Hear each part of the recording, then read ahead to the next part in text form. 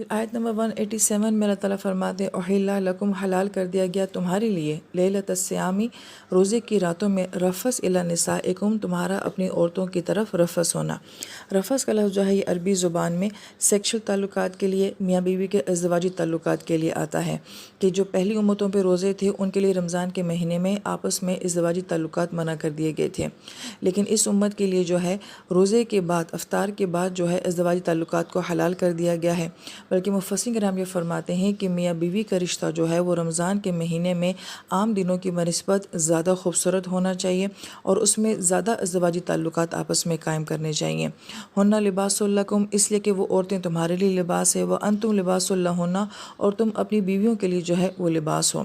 اور لباس کیوں کہا گیا؟ کیونکہ جسم کے بہت قریب ہوتا ہے، لباس تحفظ ہوتا ہے، لباس زینت ہوتا ہے، لباس ایک خوبصورتی ہوتا ہے، لباس کے اندر سکون ہوتا ہے۔ گویا کہ اس رشتے کو لباس کے ذریعے بیان کیا گیا ہے کہ مرد اور عورت ایک دوسرے کے لیے جو ہے وہ سکون کا ذریعہ ہے، خوشی کا ذریعہ ہے، محبت کا ذریعہ ہے۔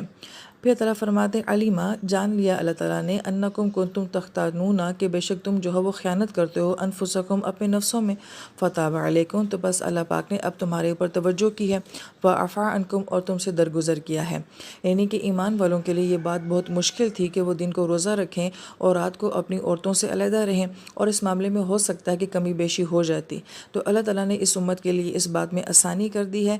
لہٰذا اس سے پہلے کہ انسان جو ہے اس معاملے میں خیانت کرے، اللہ تعالیٰ نے ہمیں اس معاملے میں آسانی دے دی ہے۔ فالآن باشرہن پس اب تم ان کے ساتھ زندگی گزارو۔ اب یہ باشر کا لفظ جو ہے یہ بشر سے ہے، اور بشر کا جو خوبصورت معنی ہے اس کو کھال بھی کہا جاتا ہے، یعنی کہ سکن بھی کہا جاتا ہے۔ اسی مناسبت سے انسان کو بشر کہا جاتا ہے کہ یہ کھال والی مخلوق ہے، باقی ساری مخلوق جو ہے وہ اپنے بالوں میں چھپی ہوئی ہوتی ہے، اس مخلوق کی سکن جو ہے وہ سامنے نظر آتی ہے۔ اسی سے لفظ بشارت بھی ہوتا ہے، اور یہاں پہ باشر کا لفظ جو ہے وہ زندگی گزارنے کے لیے بھی آیا ہے۔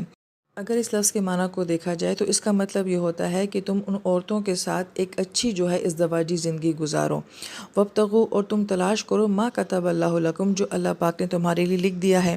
اب اس تلاش کرنے کا ایک معنی تو یہ ہے کہ یعنی کہ تم اپنی اولاد کو تلاش کرو جو اللہ پاک نے تمہارے نصیب میں لکھی ہوئی ہے، اور بعض مفسرین کرام نے فرمایا کہ اس سے مراد یہ ہے کہ زندگی کے آخری لمحے تک یہ تعلق جو ہے میاں بیوی کا، اس سے سکون، خوشی اور لطف جو ہے وہ تلاش کرو۔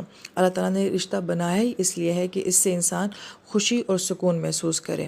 وہ کلو کھاؤ، وشربو پیو، حتیٰ یہاں تک کہ یتبین ظاہر ہو جائے لکم تمہارے لیے خیط الابیض سفید دھاری من الخیط الاسودی کالی دھاری سے، من الفجری فجر تک، تو گویا کہ یہاں پہ سحری کا جو ہے وہ بتایا گیا کہ وقت کہاں تک ہو سکتا ہے۔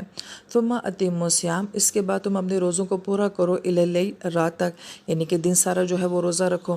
ولا تباشرہن اور اس روزے کے وقت میں تم نے آپس میں کوئی ازدواجی تعلقات نہیں رکھنے۔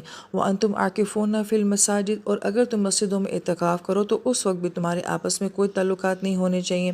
تلک حدود اللہ پس یہ اللہ تعالیٰ کی حدود ہیں، فلا تقربوها ان حدود کے قریب مت جانا، یعنی کہ ان حدود کو نہیں توڑنا۔ کذالک اس طریقے سے یبین اللہ اللہ تعالیٰ بیان کرتے ہیں آیات ہی اپنی آیات کو للناس لوگوں کے لیے۔ پھر یہاں پہ للناس آیا، صرف یہ نہیں کہا کہ مسلمان امت کے لیے، یہ کل انسانیت کے لیے اس آیت کے اندر سوچنے والی بہت ساری باتیں ہیں۔ لعلہم یتقون پھر اللہ تعالیٰ فرماتے ہیں امید ہے اس بات کے شاید کہ وہ اپنے آپ کے اندر جو ہے وہ تقوی پیدا کر لیں۔